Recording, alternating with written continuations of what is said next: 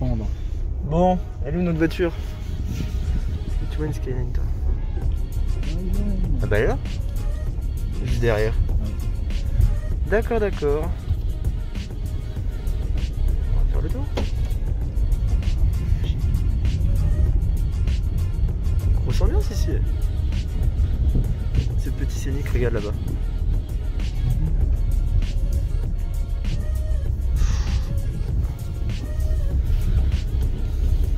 C'est ça qu'on est venu prendre.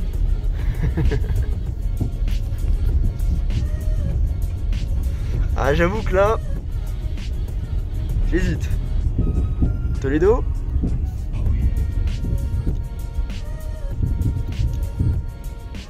Alors, salut à tous.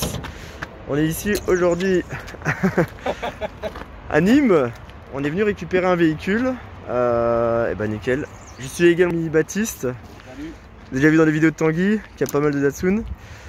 On est venu récupérer cette voiture, achetée aux enchères. Alors première surprise du matin, la voiture est totalement fermée. La voiture est vendue sans clé, on ne sait pas l'état. Et bah là, Baptiste a réussi à ouvrir le capot. Baptiste est également un spécialiste en vol de voiture. Et là, surprise, et bah on avait raison. Donc cette caisse a été vendue comme une Skyline R32 GT ST. Et on peut voir, il y a le kit. Il y a le kit de la R32 GTR, les jantes de la R33 GTR. On a tout l'intérieur de la R32 GTR aussi.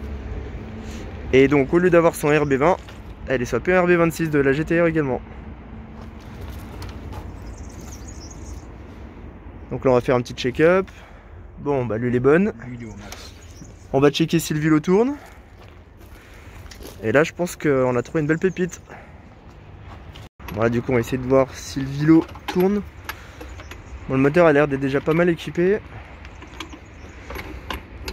Il y a des bobines plasma direct, je connais pas mais elles sont plutôt jolies. Tac, les filtrages caisse. J'ai vu qu'elle avait encore la clim. Il y a encore le condenseur, le compresseur qui est là-bas. J'ai vu qu'elle était déjà équipée de clim d'origine. Mais en mettant l'RB26, ils ont réussi à garder du coup la climatisation. Bon, le swap a l'air d'être propre en tout cas. Hein. Oh putain. Alors là par contre pas d'accès pour voir si le vélo tourne. C'est pas du 27. Ça compresse. Ouais. Bon le vélo tourne. Ça c'est bon signe, ça veut dire que le moteur n'est pas bloqué. Là comme on peut voir, il y a une sacrée couche de poussière sur la caisse, c'est même collant. Donc arrivé à ce stade, c'est que la caisse n'a pas roulé depuis un bail. Alors je pense que la caisse doit être connue dans le coin. Je me suis fait discret jusque là pour éviter que voilà, les gens sautent dessus aussi. Après c'est les enchères qui étaient réservées aux professionnels, donc j'ai réussi à l'avoir comme ça. Mais c'était un gros risque, hein, vendu comme une R32 GT ST. Là avec les frais d'enchères, ça s'est vite envolé le prix. Donc il fallait vraiment que la caisse soit équipée comme je le pensais, sinon il y avait un peu de perte. Mais là je pense que ouais, on a trouvé une belle pépite. En plus elle a vraiment une belle gueule. Apparemment elle a été saisie en décembre 2020 je crois, ou novembre 2020, ouais c'était ça, novembre 2020. Ce qui veut dire qu'elle a déjà pas roulé depuis là. Et au vu des disques, elle n'avait pas roulé depuis quelques temps avant non plus. Alors oui, t'as un simple, un fil de fer, on essaie de l'ouvrir tranquillement. On va essayer d'ouvrir la caisse du coup. Elle a du coup vendu sans clé mais également fermée, alors c'est un peu chiant. Donc après inspection, bon les disques sont un peu oxydés, ça se voit bien. La caisse a l'air de pas avoir tourné depuis un an ou deux, de ce qu'on peut voir. Il y a une étiquette de vidange mais on voit également que le filtre à huile et la pompe à eau sont pas très vieux, donc on essaiera de voir ça. Dans tous les cas on a prévu de faire vidange de tous les fluides avant de la démarrer. Étrier en aluminium à l'avant, également à l'arrière.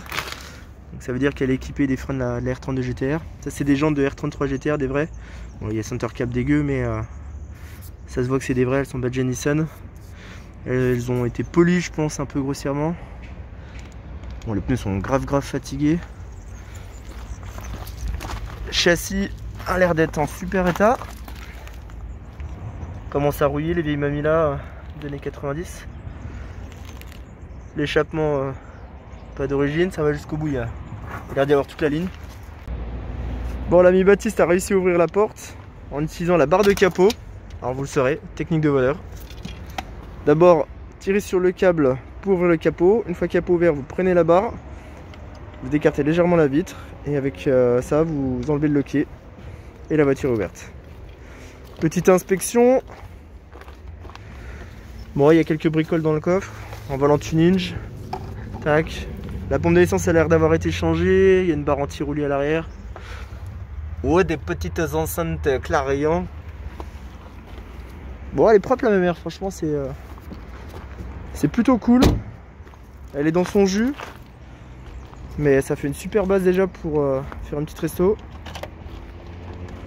Bon, alors Baptiste est déjà parti par contre là, je crois que on va faire la vidange sur le parking et partir par la route. Doucement Baptiste. Ah oui, t'as déjà tout démonté toi.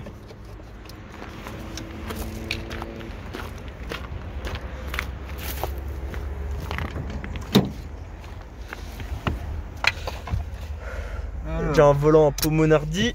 Hop. Alors, qu'est-ce qu'on a là-dedans? Que dalle, que dalle. Putain, y a pas de lingot d'or. Du bordel. Et bah voilà, on va en savoir un peu plus. Royal Trains, machin. Ouais, bon, c'est des vis. On n'a pas de quoi percer. Tu sais, c'est des vis cassées, on peut pas débrancher. Ouais, je sais. Donc je vous explique, cette caisse elle était en vente aux enchères de Manial. C'était une saisie, donc là la voiture elle est dans une fourrière, c'est pour ça qu'on a plein de voitures autour. Il y avait quelques photos sur l'annonce, et en fait sur une des photos, il y avait cette petite affiche qui est là. Je pense que c'est à l'ancien propriétaire. Et donc on pouvait voir, voilà, cette petite partie, moteur remplacé par un 2,6 litres biturbo, importé directement du Japon. Là. Et voilà, juste le fait de l'avoir mise comme ça nous a permis de savoir qu'il y avait un RB26 et qu'on pouvait récupérer la voiture.